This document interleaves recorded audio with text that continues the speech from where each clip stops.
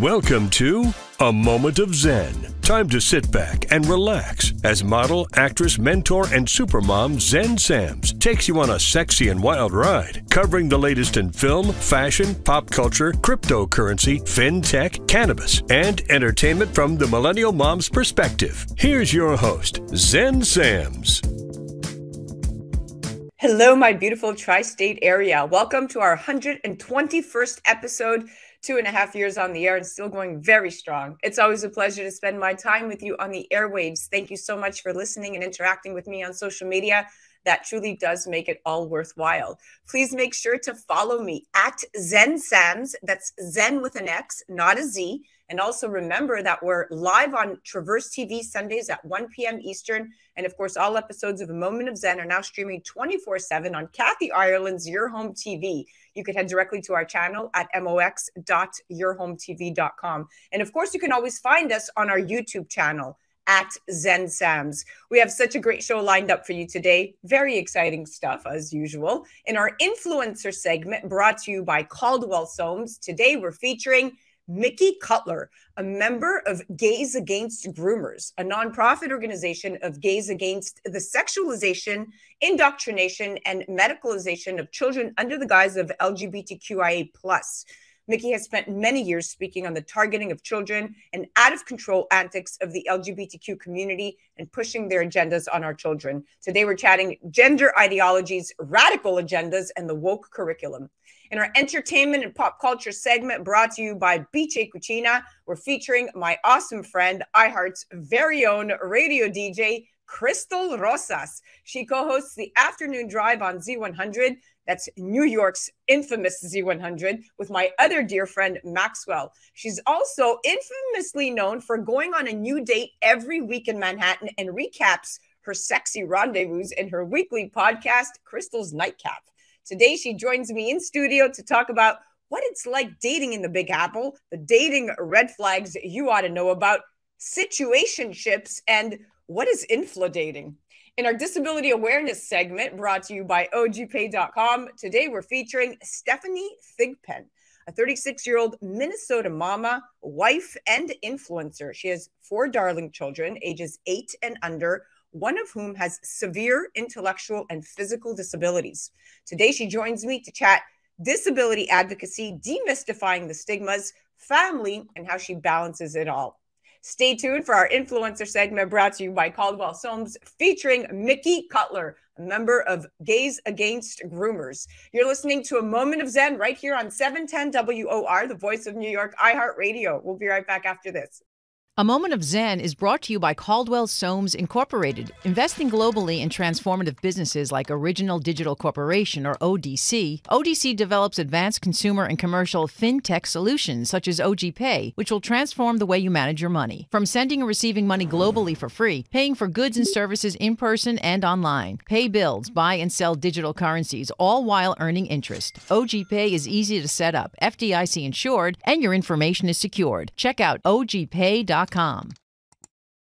Welcome back, beautiful tri-state area. You're listening to A Moment of Zen right here on 710 WOR, the voice of New York, iHeart Radio. I'm your host, Zen Sams. Up next in our influencer segment brought to you by Caldwell Soames, today we're featuring the awesome Miki Cutler, a member of Gays Against Groomers, a nonprofit organization of gays against the sexualization, indoctrination, and medicalization of children under the guise of LGBTQIA+. Now, Miki has spent many years speaking on the targeting of children and out-of-control antics of the LGBTQ community, pushing their agendas down our children's throats.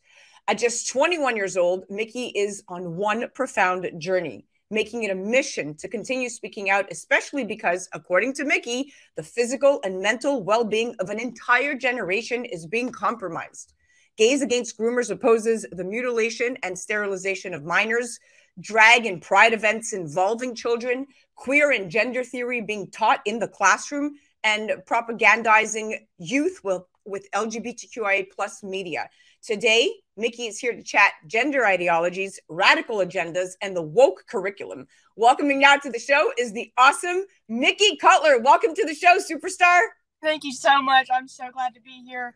You know, I hope that eventually with enough speaking on this issue that people can start to see that it is an issue, and eventually, hopefully, it can come to an end. Hopefully. So let's jump right in. So Gays Against Groomers says that the very community that once preached love and acceptance of others has been hijacked by radical activists who are now pushing extreme concepts onto society, specifically targeting children. And the overwhelming majority of gay people are against what the community has transformed into and directly opposes the sexualization and indoctrination of children. And this includes drag queen story hour, drag shows involving children, the transitioning and medicalization of minors, and gender theory being taught in the classroom. Miki, talk to me. Why are you so against education on LGBTQ plus subjects? I think that children deserve the right to be children. You know, growing up for me, I had some of this stuff pushed on me myself as I started to go into my teen years, and now I'm seeing this sort of stuff pushed on kids way early in elementary school, middle school, and high school, and it's really just stripping away the innocence and simplicity of childhood and making children more distraught and confused on subjects that they don't need to be worried about. Children don't need to be worrying about their gender or their sexuality or any of these things. Children just deserve to be children. You're right. And school is definitely not the place for underage children to be bombarded with information that could, in fact, exasperate their natural internal, turmoil. Of course, pressuring kids into contemplating these ideologies that prioritize sexuality and identity above real world skills is just counterintuitive, I say, as a mom. And queer theory and gender ideology are not necessary, to your point, for development or self-discovery. I mean, it's just not. Now, American public schools, Miki, currently play a major role in convincing students that sex and gender are mutually exclusive, that children choose their gender, and that some children are just basically born in the wrong body. And under the guise of the name gender affirming care, American schools are amping up support for children who identify as transgender. And this includes an overwhelming number of school districts and state departments of education implementing policies that exclude parents from a child's decision to live as the opposite sex at school. And in one extreme case, a school district worked with a gender clinic to transition a child behind their parents' back. What do you say to all of this? And what is your stance on gender versus sex? What I have to say to all of this is there's a reason they're leaving the parents out of it. They know it's wrong. They know that if the parents did have a say and if they were aware of it, they would not be behind it. I think the schools have 100% hijacked what parenting is, and schools have, as well as teachers themselves, have tried to take that role of being a parent and taking that away from the parents themselves. And when it comes to gender and sex, there's no discrepancy there. They are the same thing. You can identify as whatever you want to identify as, but at the end of the day, you are still what you were born as. You can change your body to look like whatever you want to look like, which is fine if you're an adult, but it's not going to change biologically what you are.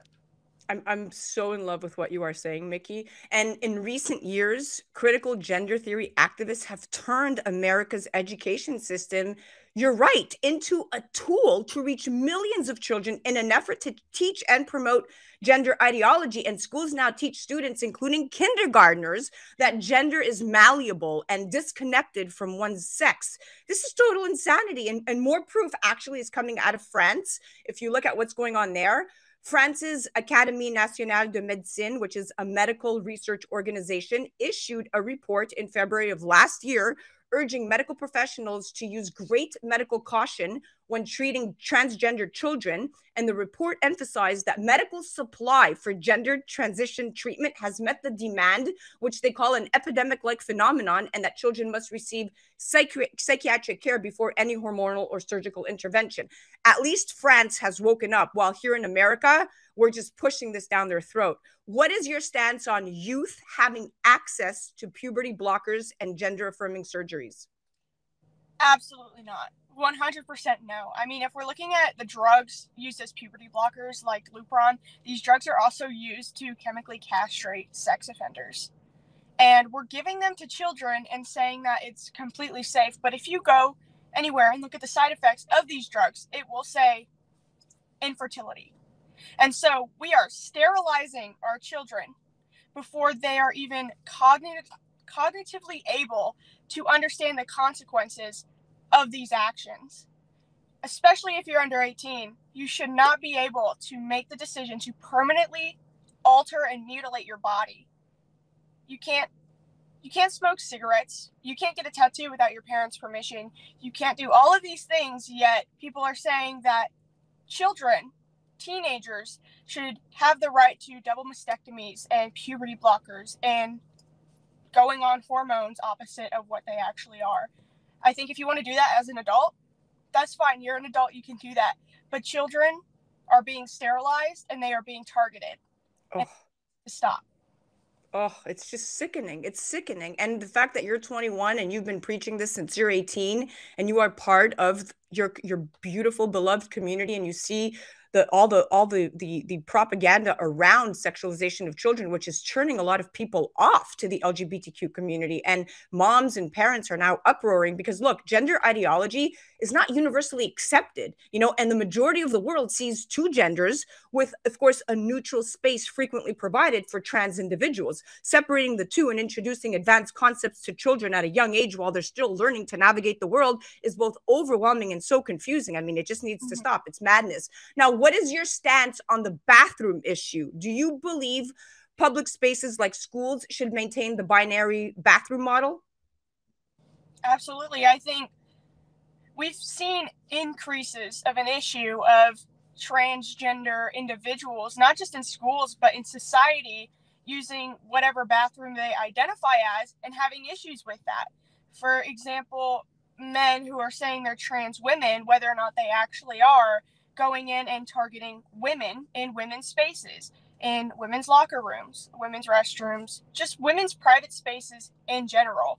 And I think schools getting behind it and encouraging it is something that's even more of an issue, because school should be a safe place for children. And if a child can't even go to their restroom in their own school without that fear and that thought in the back of their mind, that's an issue. Huge issue. You're right. And predators exist in every scenario, and children should be supervised and safeguarded, to your point, while in their most vulnerable state, which is in school. And several countries have had gender neutral bathrooms for some time now. And when it comes to trans adults, gender neutral single stalls are usually available and preferable when possible. But to mix the two, no, you're right. It's not that time and space. Now, here in New York City, our New York Attorney General, Letitia James, hosted a drag story hour for children in Manhattan back in March. And the event, Miki, sparked outrage. It was outrage, number one, over the use of taxpayer money for such a controversial event. It was co-sponsored by Drag Story Hour NYC, which I have to point out, they are a nonprofit showered in taxpayer funds. And it enabled them to send drag performers into public schools and libraries to interact with children as young as 3. Now, she said her office was proud to host a drag story hour readathon. They promoted the event all over their social media and invited families to join, and drag storytellers and community leaders and elected officials. What? I mean, this woke curriculum must be part of a much bigger picture. Do you support drag queen story hour for children? Absolutely not. That is just one of the ways, the easiest ways that they are starting to target the children, because you get a drag queen and you put them in front of a child, and that is so confusing for a child. And then the child starts to ask, what is a drag queen? And then you have to go on and explain that, oh, it's a man who likes to dress up like a woman. And then the child starts to ask, why? And then you have to answer that. And then they start to wonder, can I do that? What if, this and that? And it's just the easiest way to confuse a child. And the argument is always brought up, like, why does it matter? It's all about inclusivity, when really we should be asking, why are drag queens so insistent upon being in front of children and confusing children like that? Why are we the issue for questioning why they want to do it, and why aren't they the issue for wanting to do it so much? Yeah, it's kind of messed up. And you're right. There's so many ways to teach children kindness and self-expression and acceptance without relying on a man dressed as a woman in addition to not being age appropriate and highly sexualized and inherently, if you think of it, one-sided. I mean, why are there not any real representation of drag kings, right? Like drag as seen in 2023 is innately misogynistic and completely adult oriented in its essence. And this is not even appropriate education to begin with. But I mean, we have to stop and think about it. Recently, it brings to mind, there was a bill passed in Tennessee. And that's a great example of classifying drag as adult cabaret entertainment to keep minors separated from the experience. I mean, it has to stop. Absolutely. And unfortunately, that bill was struck down. Ah, no way. Really? Too broad. I was kind of excited. I was like, look, they did something right. I was too. I mean, I remember going down to the House that day and watching the hearing on it and then voting to pass it on to the next level and being so excited and then having a bunch of really mad drag queens outside the building that day. But yeah, that made its way into the court system and they struck it down. Of course they did. Of course they did. Well, yeah. What's going to happen with a bunch of left woke, leaders that we have right now? It's obviously going to get struck down. Now, interesting. We have about 2 minutes left, but I want to know what you are working on. You are so outspoken. You are out there advocating for the right cause. You're speaking to a community. You are an influencer on social media. What are your future plans here? Right now, to be completely honest, the future plans are to just keep talking about it. I recently did an event with Gays Against Groomers in St. Louis, like a pride protest event because they had kids there. That went really well. There's another one coming up. Can't really talk about it yet. But basically just keeping the presence on social media and, making it known and making people aware that this is going on because a lot of people are like, that's not happening. And then you're like, here's my proof. Yes, it's happening. And then they're like, oh, okay, yeah, it's happening. Basically just spreading the message, gaining a bigger audience so that more people are aware, and hopefully it will stop. Well, you are doing an amazing job, my darling. Thank you for being you. Thank you for being beautiful inside and out. Thank you for spreading the truth, love, awareness, and properly representing the LGBTQ community, because right now it's a SHIT show, and I can't say that out loud. But you get what I mean. Yes. Thank you. I appreciate it. You got it. Thank you so much for coming on. Guys, that was our influencer segment brought to you by Caldwell Soames, featuring the incredible Miki Cutler, a member of Gays Against Groomers, which is a nonprofit organization of gays against the sexualization, indoctrination, and medicalization of children under the guise of LGBTQIA. Now, you could definitely check out their handle at The Political Mixter,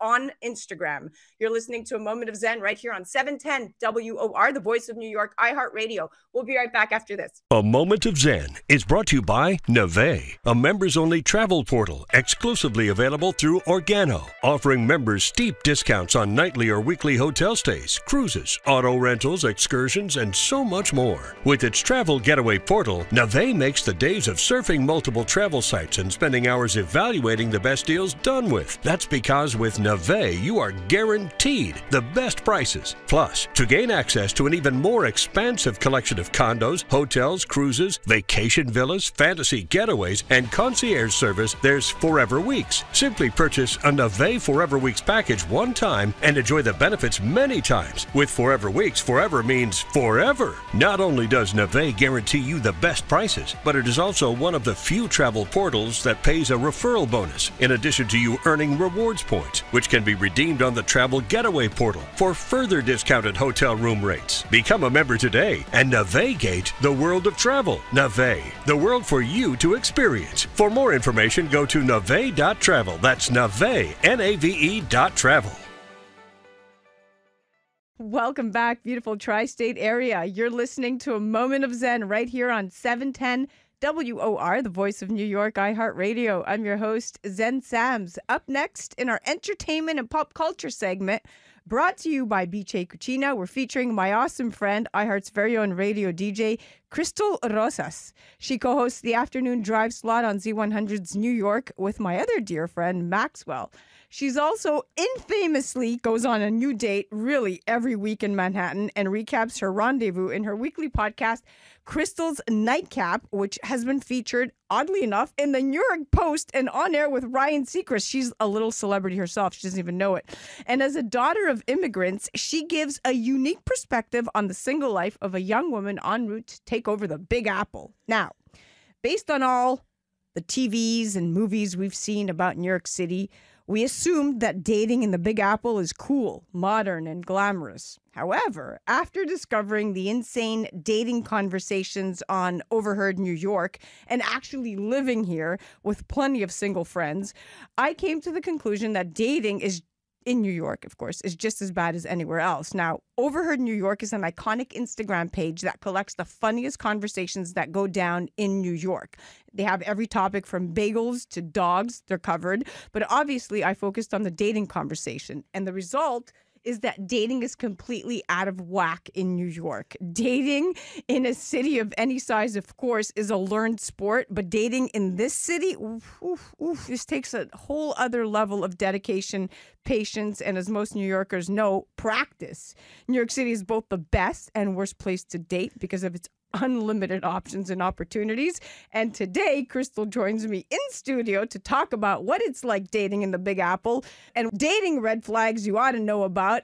Welcoming now to the show is the incredible Crystal Rosas. Welcome, stunner. Wow, that was amazing, Zen. Thank you so much for having me on today. Absolutely. Okay, let's dive right in. So the Big Apple possesses a lot to deliver in terms of discovering and socializing. I mean, our metropolis is filled with bars and restaurants and rooftops and museums and concerts, displays, views at street art and the whole thing, right? But there's something to suit every person, right? And in addition, with 50% of the population single, there are plenty of opportunities to meet someone within New York City. What are the current trends in the New York City dating scene, Crystal, and what is your advice on the best places to meet cool people? Well, meeting cool people first could be anywhere. That's why we love living in New York, because you can just take a turn down the block and you'll find a cool new spot you probably haven't been to, meet different people with different backgrounds, dialects, cultures that you've never been exposed to. Some trends that I'm seeing are that the guys are a little tired of taking us out to dinner. They are looking more into coffee dates. They're looking into ice cream dates. Yes. Why? Because it's too expensive? Yeah, and I do have to sympathize a little bit. Guys like to take us out, but if you're going to dinner after dinner after dinner and you're trying to go on multiple dates a week, like a lot of people do, then yeah, that could get really pricey if you're hoping the guy is going to pay for you. You're infamously known for these like dates every week. What are some of the common dating mistakes that people are making?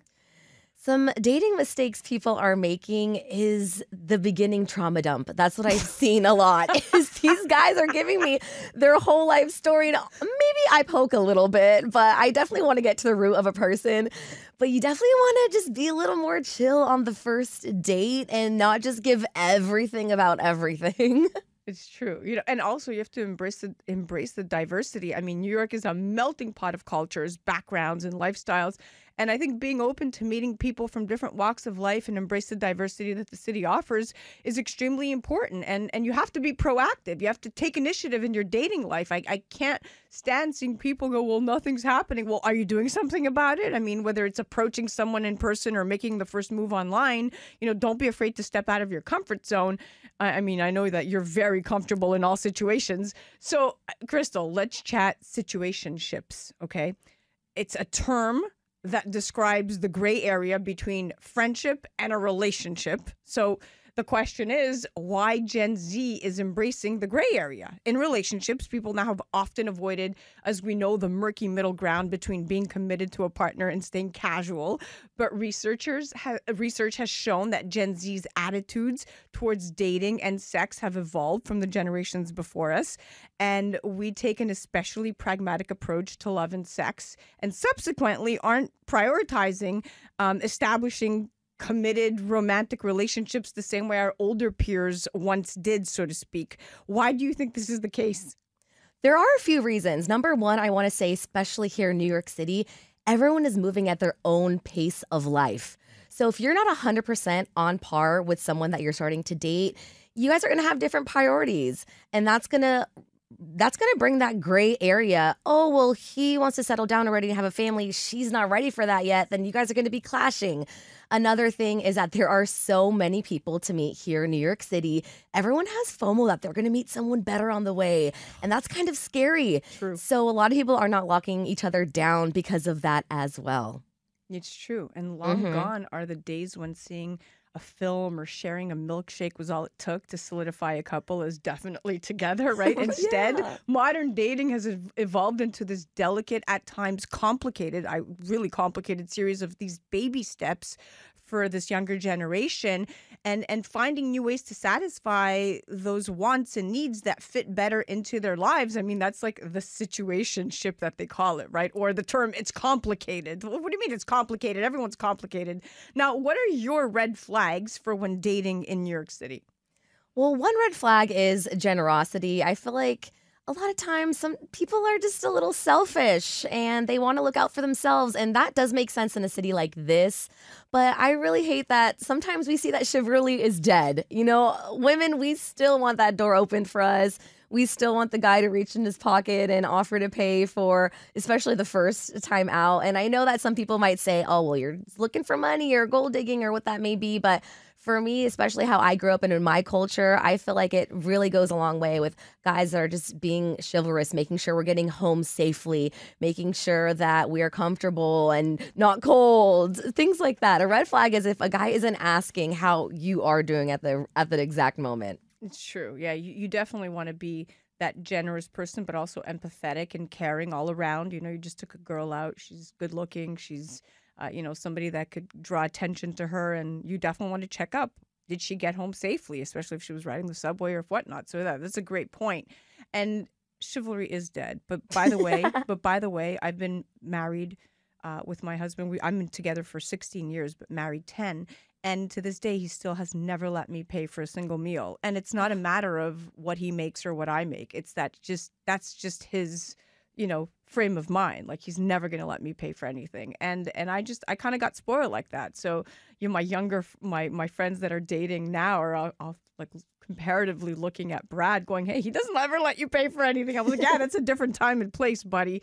But let's talk about how to keep dating fun in New York City. So if you ever felt like dating is a second job, you're not alone. Dating burnout is an actual real thing. And one of my little mindset switches, I always say to people, you can actually enjoy dating instead of dreading it with just a mindset switch. So instead of treating it like work, I say make the most of each date, even the ones that are clearly going nowhere, right? Treat every date as a new opportunity to make a new friend and to discover a new cool New York City spot. I mean, this is your opportunity to take advantage of everything this amazing city has to offer. What advice do you have to keep it fun and rewarding? You're so right. So many men and women they dread going on new dates. They say that it's boring, that the people are boring, but we're all people. And one thing that I say is that you can learn something from anyone. So go into a new date thinking this is kind of like an interview, a job interview for them. They might get the job where they're going to go on to the next date. They might not, but at the end of the day, I can learn about someone new that I've never met before. And you can learn about anything from someone. So ask a lot of questions, get out of your box. If you're continuously dating the same type of guys, the same cultures, the same backgrounds, that's the beauty of living here in New York. You can meet guys and girls from everywhere around the world. I've gone on dates with people I didn't even know that culture or country existed.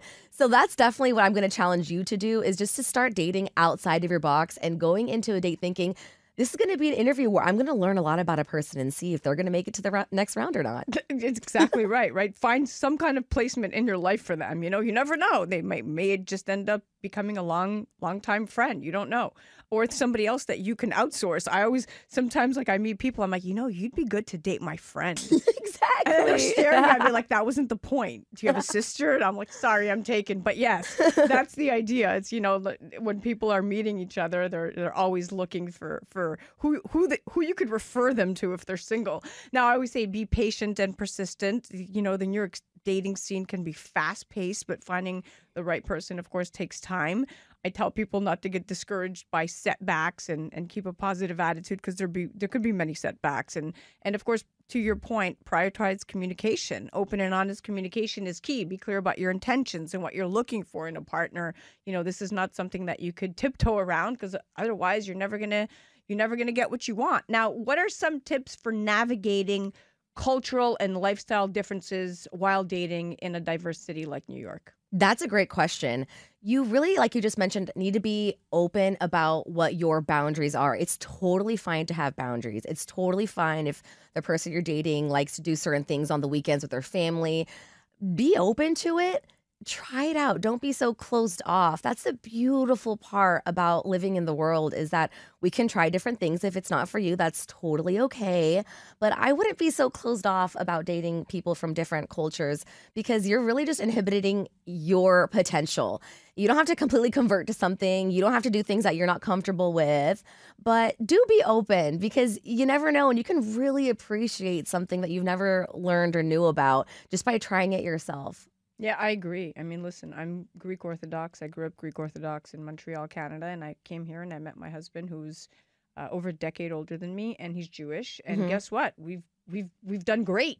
We've defied all odds. Everyone was like, "Oh my God, this is never gonna work." Greek and Jewish. He's like, this is hard religion. I was like, no. It's only as hard as you make it hard. I don't care how you pray to God. Just pray. Be a good person. Doesn't matter what your God looks like. Just follow the rules.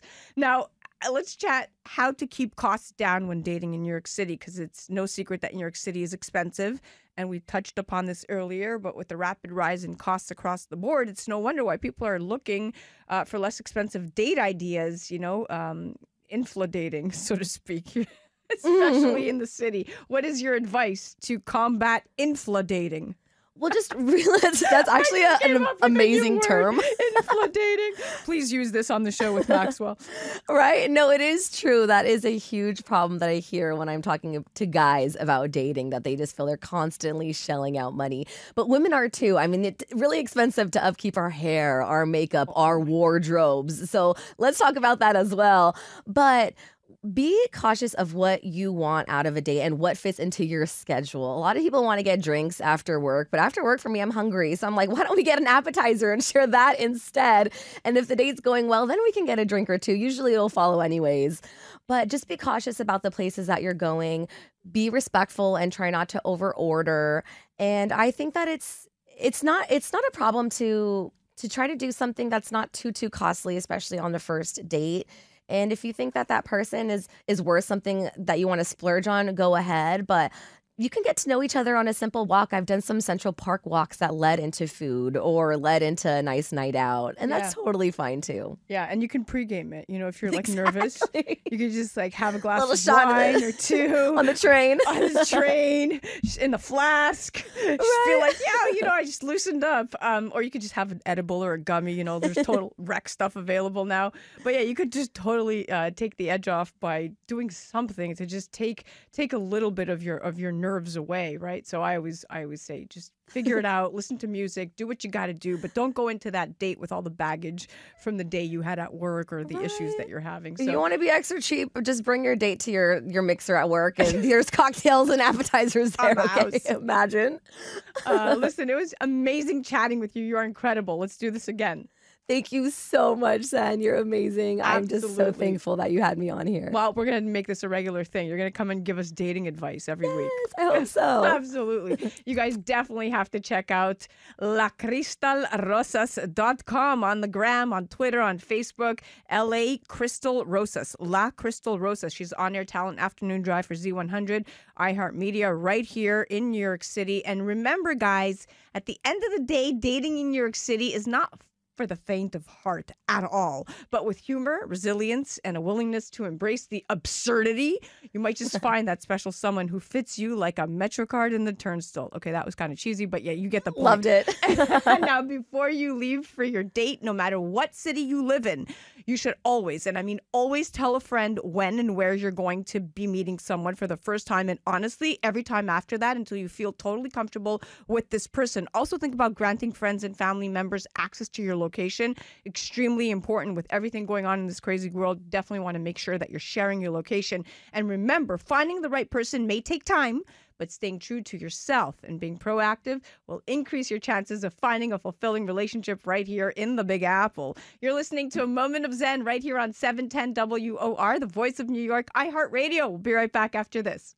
A Moment of Zen is brought to you by Caldwell Soames Incorporated, investing globally in transformative businesses like Original Digital Corporation, or ODC. ODC develops advanced consumer and commercial fintech solutions such as OG Pay, which will transform the way you manage your money. From sending and receiving money globally for free, paying for goods and services in person and online, pay bills, buy and sell digital currencies, all while earning interest. OG Pay is easy to set up, FDIC insured, and your information is secured. Check out ogpay.com.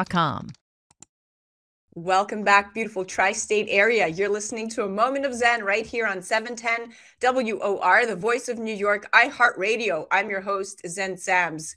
Up next in our disability awareness segment brought to you by ogpay.com, today we're featuring Stephanie Thigpen, a 36-year-old Minnesota mama and wife, and of course, influencer. She has 4 darling children, ages 8 and under, one of whom has severe intellectual and physical disabilities. Along with her children and husband, she thrives to spread disability awareness and inclusion. Her family tries to face medical hardship with hope and are strengthened by the knowledge that love goes hand in hand with sacrifice. Through her blog and on social media, she's honest and open about the complexities of her life, sharing the joys and the struggles, and committed to the motto that the world is full of beauty, even though it's full of pain. Now, according to the National Survey of Children's Health in America, about 14 million children under 18 years old, that's about 19%, have a special health care need. 25% of homes had one or more child with a special health care need. And children and youth with special health care needs are more likely to live in poverty, be non-Hispanic, Black, and have public insurance than non-children that are in the completely normal spectrum. Today, she joins me to chat disability advocacy, demystifying the stigmas, family, and how she balances it all. Welcoming now to the show is my beautiful mama warrior, Stephanie Thigpen. Welcome, superstar. Hello, thank you so much. Thank you. Thank you so much for joining me. So let's dive right in, because I was scrolling through Instagram and came across a heartwarming post about Garrett, who is your son, and he's medically complex. Now, Garrett has a list of conditions and medical complexities, but no formal overarching diagnosis. Did you have a normal pregnancy, and were you aware of any of Garrett's conditions before giving birth? So my pregnancy was normal. Everything seemed healthy and fine until the 20-week ultrasound. At that point, we learned about club feet in Garrett and a cleft lip, a possible cleft lip. And so at that was when the doctors kind of said, ooh, 2 anomalies kind of make us think there might be something connecting. We can test your blood and, we can see what we can see. And so my husband, Andrew, and I did have some non-invasive testing done. Some further testing was offered that we passed on just because of potential risks to the baby. But that was all they knew. All of the testing, all of the monitoring they did said, okay, he seems like a healthy baby other than these 2 things. So we'll just kind of be ready. They induced me at the Mayo Clinic in Rochester, which was not my hospital, but they said, we're gonna have a controlled birth where there's a world-class NICU team ready in case there's something problematic at birth. And there was. So thank the Lord we were there, because he was rescued and intubated right away at birth. But even after that, they still couldn't know. And to this date, he's almost 5. They have not found an underlying condition or genetic official syndrome.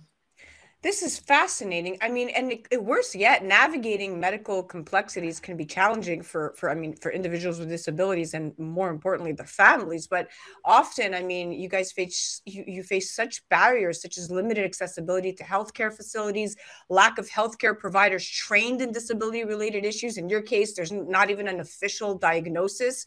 I mean, what about inadequate healthcare coverage and the stigma surrounding disabilities and health conditions? I mean, these challenges, without a doubt, significantly impact your overall well-being and the quality of life for Garrett, for sure. I mean, there must be some level of frustration there. Now, when were you able to take Garrett home from the hospital, and what was it like adjusting to being the parent to a child with special needs with no actual diagnoses? Yeah, well, it worked out sort of that he was in the hospital for 5 months. So we didn't bring him home for 5 months. And I think a lot of the adjustment happened during that time, because during that time he had multiple, trips to the OR, so many scary conversations with the world's top doctors about, potential results, potential death, and again, the ongoing question, we don't know what will happen. We don't know what to look for in the future. We don't know what a prognosis is. When we did transition home after the 5 months, though we were much more accustomed to kind of the world of doctor's appointments and OR and medical fear, he did come home with a tracheostomy. So he has a hole in his neck that he breathes out of, and is often, well, at that point was 24/7 hooked up to a ventilator machine, which required 24/7 trained nursing in our home. That was a very, very, very big adjustment to not only being suddenly your medical parent, but you're kind of like a ICU in your home where there's employees are coming and going. And that was kind of the bigger adjustment for us, honestly. Wow, you've been through quite the ringer, my darling. Now, when you look at when I look at special needs parents, I mean, you're the equivalent of Batman, Captain America, and the Incredible Hulk combined with the side of Mary Poppins. And sometimes the things we can't change end up changing us, right? And I think for the most part, while we try to teach our children all about life, our children really teach us what life is all about. And in your case, it's really playing out like that. Now, what are Garrett's current challenges and overall prognosis? I mean, if there is one. So currently, as I said, he'll be 5 in a couple of weeks at the end of July, and he is still functional, kind of like a 2-month-old. Actually, even less so, because he cannot. He eats through a G tube, so he doesn't eat like a 2-month-old would eat. But his, he can smile, and he can kind of interact pleasurably with the world, and he can interact angrily with the world, like babies can. But he cannot. He is in a wheelchair when he can tolerate the wheelchair, but often he cannot sit on his own. And so he does kind of a lot of spastic movement that make him not tolerate the wheelchair, which requires him he wants to be held, but he's so strong that he can throw an adult or a caregiver's back. He's arching, and it's like you're constantly holding this flailing little boy. But I don't know if you know this about children who have adults with neurological problems. That have you heard them talk about moms who in a moment of strength can lift a car? Yes. To rescue yeah. So my husband and I spoke with neurologists about this. Our strength, human strength, is so much beyond what we do every day. Our brain naturally inhibits. Otherwise we would exhaust her. It would be too much. So when the mom is lifting the car, it's the brain releases that for that moment, and she's able to use her whole strength. And part of little Garrett's neurodeficiencies are he does not have those inhibitors. So the strength that he is using and arching and flailing with is kind of like this superhuman strength that most of us don't have daily access to. So that's honestly kind of the biggest struggle that we face with him, is that weird strength, that weird body movement. And it's just so hard for him and for us to help him with. Well, congratulations to your older 8-year-old who held him at church. I saw that post. Yes. And I think you were so proud of her for getting through that. And again, now now that you explain the story, it's so much more significant that she held him without, endangering herself or even him, and was able to get through that. So you're fortunate that you have some helpers around. Yes. Now, one significant aspect of disability advocacy, of course, is addressing the medical complexities associated with the disabilities. And many disabilities come with unique medical challenges that require specialized care, like you said, and treatments and accommodations. And these medical complexities vary widely depending on the specific disability. And quite often, insurance companies don't cover it all. Mm-hmm. So it becomes very strenuous, not just on the family, but on everybody involved, the whole community and ecosystem. How do you balance Garrett's needs with the needs of your other children? And how did they adjust to his condition? Ooh, that is a big question. They were so little when he was born. I was just thinking about this last night, and how old, in light of that, Garrett's birthday is coming up, that my little Kateri was 3 and Declan was 1 when he was born. So he was just their little brother, and he was in the hospital, kind of like often when any siblings have little babies, they're in the hospital, and he stayed longer, but they didn't know any different, So that adjustment to his medical complexity and our sudden medical complexity life, that wasn't as much of an adjustment for them, because it's kind of just what they know. Right.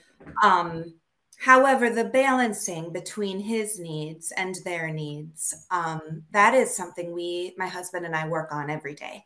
And we have heard from a lot of beautiful stories of siblings who have grown up just better, stronger, more loving people. But we have heard stories from people who say, I love my sibling, but I feel a distance from my parents because I felt like my sibling got all the time at the doctor's office, and then all the mental time at home. And we, Andrew and I, take that very seriously and try very, very hard to raise our children so that their experience is that of the first, that nothing but learning more about true love, about sacrifice. Yes, there is sacrifice in love, but that they are growing to be more compassionate, empathetic, and that they feel that they have equal access to their parents' worry, concern, energy, playtime, etc. Well, you're doing such a good job at balancing it all, because even the other day, I saw something in your posts, and some people agreed and some others didn't agree with, was when you took Garrett on the riverboat cruise with you and your husband. And I thought that was so interesting that some people said, hey, listen, you have to incorporate alone time in your marriage, and you shouldn't be taking him, whether it's in the stroller or not. And to your defense, you're like, well, this is also not just about me and my husband, but about you feeling that guilt of wanting to connect with Garrett outside of just even the environment. And it's interesting, because unless you're walking the shoes, you can't judge people. But I appreciated your candor in your post, and just being honest with the world and saying, and you didn't have to put up that post. No one needed to know that you were going on a date with your husband and you brought your kid. But I'm like, look at this brave woman. And there's some comments that you just take it for a grain of salt, and you're like, these are the ignorant people that are going to make these silly comments. But what are the myths or stigmas that you want to demystify about children with disabilities? Oh, man. I guess I have been actually really blessed in that mostly the comments that I've gotten, both online and in life, have been very positive of children and people with disability, very, very supportive, actually, for the most part. And I feel blessed and thankful for that. The thing that isn't necessarily a stigma or a negative thing, but adults have told their parents, or adults have shushed their children from like staring, or like, oh, don't, and if you see Garrett, like visually, he's something to stare at. Like, wow, you got a thing in your neck, you got his He has this precious little face, but it's clearly not that of a typical little 5-year-old. Right. And he's in a wheelchair and he needs all this help. And it's, you know, we had these machines that were suctioning out saliva from his mouth or suctioning his airway.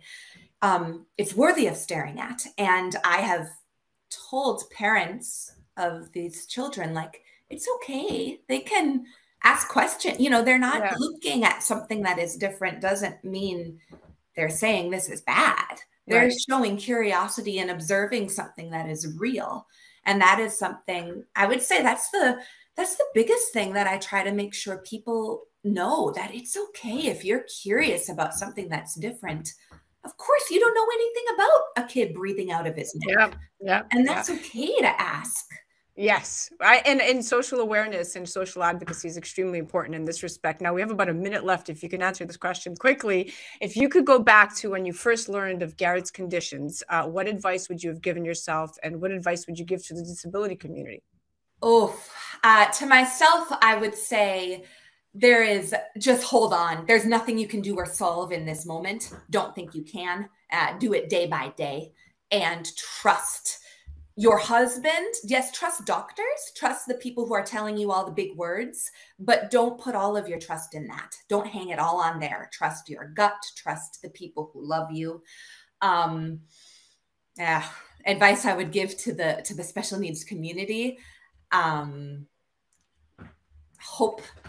does an awful lot. That if you can fill your bucket full of hope and acceptance of your situation, rather than trying to kind of change it or you know, the grass is greener looking for something else, because you're not going to get there. Probably if you just are wishing for something that will never be, your life will be full of that, rather than seeping in the joys and hope and beauty that is there, even in a painful. You are amazing. Thank you so much for coming on. You are incredible and transparent, and it was an honor to get to chat with you. Thank you. Thank you. Absolutely. Guys, a mother's love is unconditional and everlasting. A mother's love is a special bond between a mother and her child that can never, ever be broken. And mothers will give up their own happiness for the sake of their child. And the love that a mom has for that child can never be measured or described in words. And what you just witnessed is a mom with unconditional love for all her children. That was our disability awareness segment, brought to you by ogpay.com. You definitely have to check out Stephanie Thigpen all over the gram. Definitely check her out on her blog, truthandbeautyremain.com, but definitely check her out on social media. You'll get to see a lot of behind the scenes and true transparent moments at Truth and Beauty Remain. You're listening to A Moment of Zen right here on 710 WOR, the voice of New York, iHeart Radio. We'll be right back after this. A Moment of Zen is brought to you by Caldwell Soames Incorporated, investing globally in transformative businesses like Original Digital Corporation, or ODC. ODC develops advanced consumer and commercial fintech solutions such as OGPay, which will transform the way you manage your money. From sending and receiving money globally for free, paying for goods and services in person and online, pay bills, buy and sell digital currencies, all while earning interest. OGPay is easy to set up, FDIC insured, and your information is secured. Check out ogpay.com. Well, that's a wrap, my dear friends. That's the end of our date. Remember to join me right here on 710 WOR, the voice of New York, every Saturday night from 9 to 10 p.m. Or you could head to 710WOR.iHeart.com/A Moment of Zen. Also remember that we're live on Traverse TV Sundays at 1 p.m. Eastern, YouTube Sundays at 2 p.m. Eastern, and of course, all episodes of A Moment of Zen are now streaming on Kathy Ireland's Your Home TV platform, and you could head directly to our channel at mox.yourhometv.com. That's free programming to you. Thank you for listening to A Moment of Zen. It's been an absolute pleasure being your host. Thanks again to all of our sponsors that continue to make this show possible. And remember that happiness is the only thing that multiplies when you share it.